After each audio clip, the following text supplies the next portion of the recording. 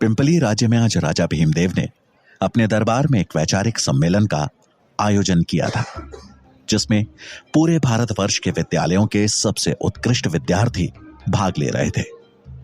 भाग ले रहे सभी छात्रों के लिए दान दक्षिणा थी और जीतने वाले उम्मीदवार के लिए थी राजा के मंत्रिमंडल में मंत्री पद की कुर्सी। इस सम्मेलन में तक्षशिला का प्रतिनिधित्व कर रहे थे वहां के सबसे होनहार छात्र चाणक्य। दरबार में राजा के महामंत्री कृष्ण स्वामी सभी प्रतिभागियों से एक एक कर देश के समाज के हित के बारे में प्रश्न पूछ रहे थे, लेकिन अब तक एक भी प्रतिभागी ऐसा नहीं मिला था जो उनके प्रश्नों का संतुष्टिजनक उत्तर दे सके। और अब बारी आई चाणक्य की। उन्होंने राजा और पूरे मंत्रिमंडल को नमन कर अपना परिचय दिया।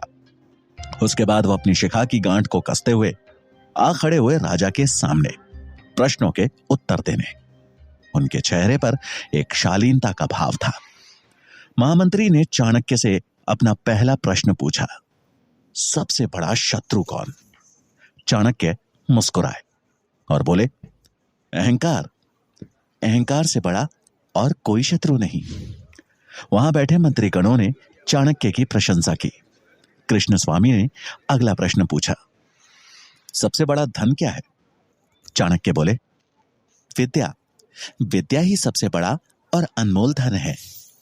उत्तर सुन प्रतिभागियों ने तालियां बजानी शुरू कर दी, लेकिन राजा भीमदेव ने उस उत्तर में कोई रुचि नहीं दिखाई। उनके लिए एक राजा के राजकोष का धन ही सबसे बड़ा धन था। प्रश्नों की श्रृंखला को आगे बढ़ाते हुए महामंत्री ने तीसरा प्रश्न पूछा, सबसे बड़ा वीर कौन? चाणक्य का उत्तर था, दानवीर। चाणक्य का यह उत्तर राजा भीमदेव को चुभ गया। उन्हें लगा मानो चाणक्य उनकी संपन्नता, उनकी वीरता का उपहास कर रहा हो। उन्होंने अपने क्रोध को काबू में करने के लिए राज सिंहासन को कस के पकड़ लिया। चाणक्य राजा की भावनाएं भांप गए, लेकिन बगैर किसी चिंता के भाव को उजागर किए खड़े रहे। वहां बैठे प्रतिभागी और मंत्रिमंडल ने जब राजा को देखा तो वो सहम गए। महामंत्री अगला प्रश्न पूछने ही वाले थे कि राजा भीमदेव ने अपने हाथ के इशारे से उन्हें रोक दिया। राजा के चेहरे पर गुस्सा साफ झलक रहा था। उन्होंने भारी आवाज में कहा, इस ब्राह्मण छात्र से अगला प्रश्न हम पूछेंगे। सभा में सन्नाटा छा गया। सब जानते थे कि अब चाणक्य की खैर नहीं, पर चाणक्य शांत मुद्रा में खड़े रहे। तभी राजा ने कठोर स्वर में पूछा, शास्त्र बड़े या राजा?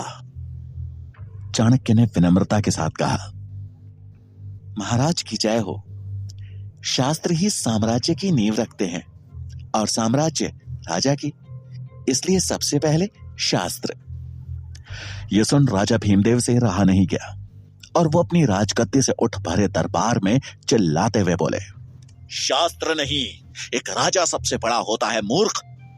क्या सिखा रहा है तुम्हें तक्षशिला? इतना भी नहीं पता कि अगर राजा नहीं होता तो प्रजा नहीं होती, और बिना प्रजा के तुम्हारे इन शास्त्रों का कोई मोल नहीं है। राजा जितने क्रोध में थे, चाणक्य ने उतने ही शांत स्वर में कहा, क्षमा कीजिएगा महाराज, लेकिन आप सिर्फ जनता के हैं। जनता है इसलिए आप हैं। ये सुन भीमदेव की आंखें गुस्से में लाल हो गई। उन्होंने तलवार के मूठ पर हाथ रखते हुए कहा, अब तो जैसा साधारण छात्र मुझे बताएगा कि मेरा अस्तित्व सिर्फ प्रजा की वजह से है। अपनी सीमाएं मत भूल, तो खुद एक भिखारी है जो यहां दान लेने आया है। चाणक्य को यह बात चुभ गई। राजा ने सिर्फ उनका ही नहीं बल्कि तक्षशिला का भी अपमान किया था। उन्होंने राजा की ओर देख हाथ जोड़े और उनकी आंखों में आंखें डाल कहा, महाराज, शिक्षा को पूजने वाला छात्र साधारण नहीं होता। वो एक दिन शिक्षक बन निर्माण करता है इस समाज का। वो अगर किसी को बना सकता है तो मिटा भी सकता है। और रही बात दान की, तो मैं तक्षशिला से यहां दान लेने नहीं आया था महाराज। मुझे लगा यहां ज्ञान की पूजा होती है, पर मैं गलत था। जहां शास्त्रों का मान नहीं किया जाता, वहां मैं एक क्षण नहीं रुकना चाहता। ऐसा कहते हुए उन्होंने राजा को प्रणाम किया और दरबार से बाहर जाने लगे। उन्हें जाता देख राजा ने अपनी तलवार खींच ली और कहा, तुझे जाने की आज्ञा किसने दी? चाणक्य के कदम वहीं रुक गए और उन्होंने पलटकर अपना शीश झुकाते हुए कहा, क्षमा महाराज, अगर मैंने आपके सम्मान को ठेस पहुंचाई हो। ये एक सम्मेलन है और मैंने बस अपने विचार व्यक्त किए। पूरे दरबार में फिर सन्नाटा छा गया। सबके चेहरे पर हवाइयां उड़ रही थी। राजा भीमदेव का क्रोध 7वें आसमान पर था। वो तलवार उठा जैसे ही चाणक्य की ओर बढ़े तो महामंत्री कृष्ण स्वामी हाथ जोड़ उन्हें रोकते हुए बोले, महाराज क्षमा कर दीजिए इस नादान बालक को। इसे ये पता नहीं है कि ये कहां खड़ा है और क्या कह रहा है। आप दयावान हैं, ब्राह्मणों का आदर करना जानते हैं। आप क्यों एक ब्रह्म हत्या का पाप अपने सर पर ले रहे हैं? इसे क्षमा दान दीजिए महाराज। चाणक्य ने भी राजा और वहां उपस्थित सभी लोगों को नमन किया और राज दरबार छोड़ जाने लगे। उन्होंने जैसे ही मुख्य द्वार की ओर अपने कदम बढ़ाए, महामंत्री ने पीछे से व्यंग करते हुए कहा, एक बात और गांठ बांध लो। अगर यही आचरण रहा तो जिस शिखा का दंभ भर रहे हो, एक दिन ना तो वो रहेगी और ना ही उस शिखा को धारण करने वाला शीश। चाणक्य ने इस अपमान का घूंट स्वाभिमान के साथ पिया और लौट आए तक्षशिला। इस बात को कुछ साल बीत गए। भीमदेव के दरबार से निकाला गया तक्षशिला का यह छात्र आज उसी शिक्षा के मंदिर में आचार्य चाणक्य के नाम से प्रसिद्ध था। आज चाणक्य अपने शिष्यों को राजनीति के बारे में पढ़ा रहे थे कि तभी एक विद्यार्थी ने साहस जुटाते हुए उनसे पूछा, आचार्य, आपको उस दिन राजा भीमदेव से डर नहीं लगा? उनके हाथ में तलवार, दरबार में सैनिक थे, लेकिन आप तो निहत्थे थे। चाणक्य मुस्कुराए और बोले, निहत्था कहां था ना मेरे पास मेरा सबसे बड़ा शस्त्र। यह सुन वहां बैठे शिष्य एक दूसरे का मुंह ताकने लगे। चाणक्य ने उनकी विडंबना भांप ली। बोले, बुद्धि, यही मेरा शस्त्र था और है। एक बुद्धिमान व्यक्ति अपनी बुद्धि, चातुर्य और विवेक से किसी भी युद्ध में विजयी हो सकता है, फिर चाहे परिस्थिति कितनी भी बुरी क्यों ना हो। यह सुन छात्रों को यकीन हो गया कि उनके आचार्य कोई साधारण आचार्य नहीं है। चाणक्य अगला पाठ शुरू करते कि तभी उन्हें तुरंत पुस्तकालय में पहुंचने का संदेश मिला। पुस्तकालय पहुंच चाणक्य को वहां आए एक संदेशवाहक से पता चला कि गांधार के राजा आंबी ने बिना लड़े ही मैसेडोनिया के सम्राट सिकंदर के सामने आत्मसमर्पण कर दिया है और अब सिकंदर की नजर संपूर्ण भारत पर है। खबर सुन चाणक्य चकित रह गए और कुछ सोचते हुए वहां उपस्थित आचार्यों से बोले, इसका मतलब तो यह हुआ कि सिकंदर कभी भी भारत पहुंच सकता है। हमें भारत को बचाना होगा और यह तभी संभव है जब भारत अखंड बने। मुझे शीघ्र यह बात मगध के महाराज धनानंद तक पहुंचानी होगी। चाणक्य की बात सुनकर आचार्य मेघनाथ हंसते हुए बोले, आप जानते हैं ना धनानंद कैसा राजा है और भला वो आपकी बात क्यों मानेगा? यह सुनकर चाणक्य ने जवाब दिया, मैं खुद जाऊंगा मगध और अखंड भारत का प्रस्ताव उनके सामने रखूंगा। मुझे विश्वास है कि वो भी भारत को विदेशी आक्रमणों से बचाना चाहेंगे।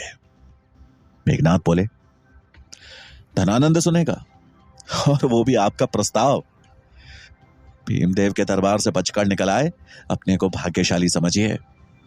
धनानंद के दरबार गए तो मान और जान दोनों से हाथ धोना पड़ेगा। मेरा सुझाव मानिए और केवल अपना काम कीजिए, बच्चों को शिक्षा देने का काम। भलाई इसी में है। यह सुन के चाणक्य हैरानी से बोले, आचार्य, मैं एक ब्राह्मण हूं और ब्राह्मण का कर्तव्य होता है लोगों को सही दिशा दिखाना। अगर राजा धनानंद अपनी दिशा से भटकेंगे तो यह मेरा कर्तव्य है कि मैं उन्हें सही रास्ता सुझाऊं, नहीं तो सर्वनाश के सिवा कुछ नहीं होगा यहां। आप अपना कर्तव्य भूल गए हो पर मैं ऐसा नहीं कर सकता। मुझे आज ही मगध के लिए निकलना होगा।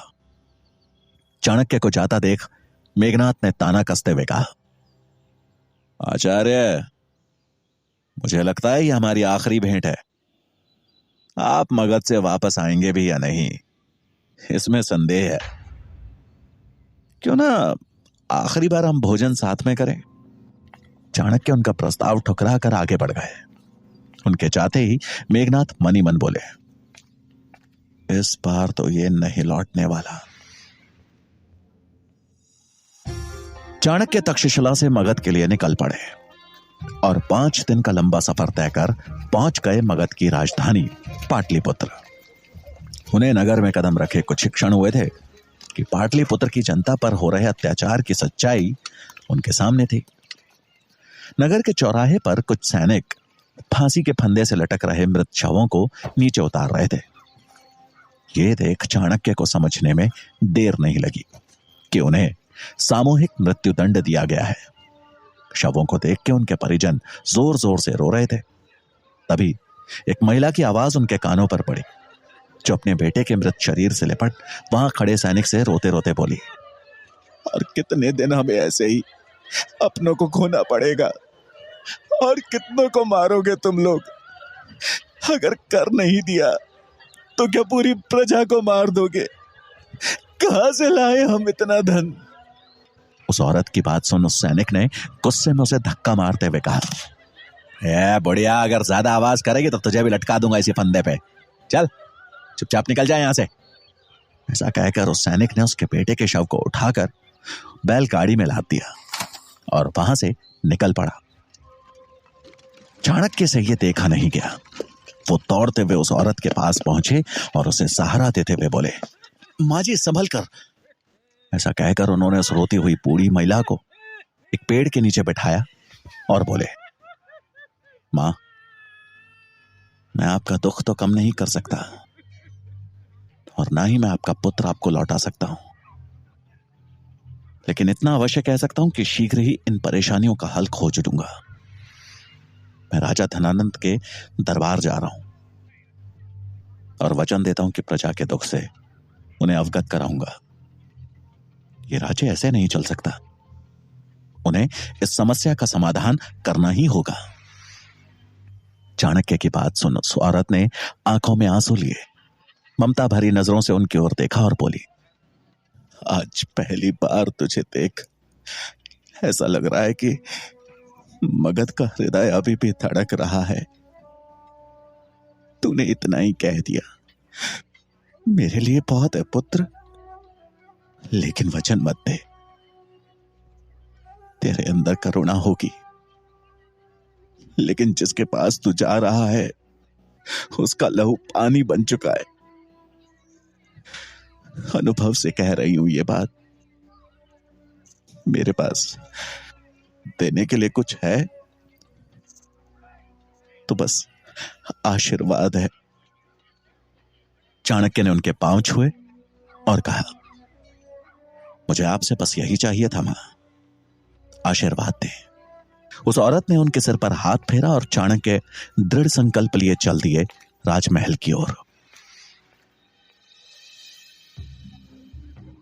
चाणक्य जब महल पहुंचे तो द्वार पे खड़े द्वारपाल ने उन्हें रोककर पूछा, आप कौन हैं? चाणक्य ने उस द्वारपाल की ओर देखते हुए कहा, मैं तक्षशिला का आचार्य चाणक्य हूं। एक अति आवश्यक कार्य के लिए मेरा राजा धनानंद से मिलना जरूरी है। यह सुन द्वारपाल ने उनसे बड़ी विनम्रता से कहा, अभी महाराज व्यस्त हैं, आप यहीं प्रतीक्षा करिए, मैं महाराज को संदेश भिजवाता हूं। यह सुन चाणक्य वहीं पास में एक स्थान देखकर बैठ गए और राजा के संदेश मिलने की प्रतीक्षा करने लगे। उन्हें प्रतीक्षा करते करते शाम हो गई।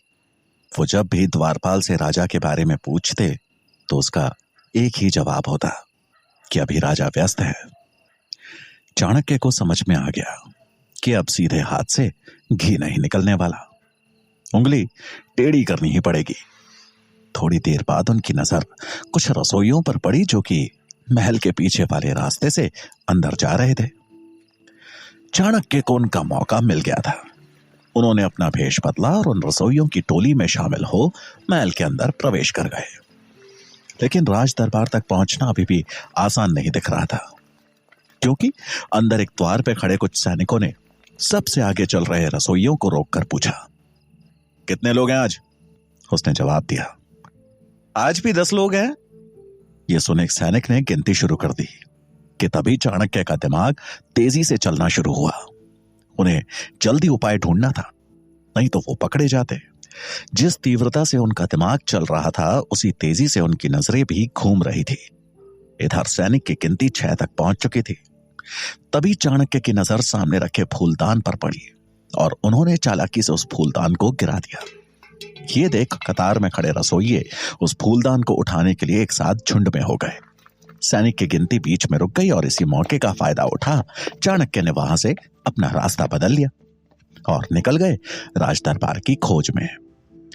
वो एक जगह रुक वापस अपने भेष में आए और कुछ ही देर में वो राज दरबार के अंदर थे।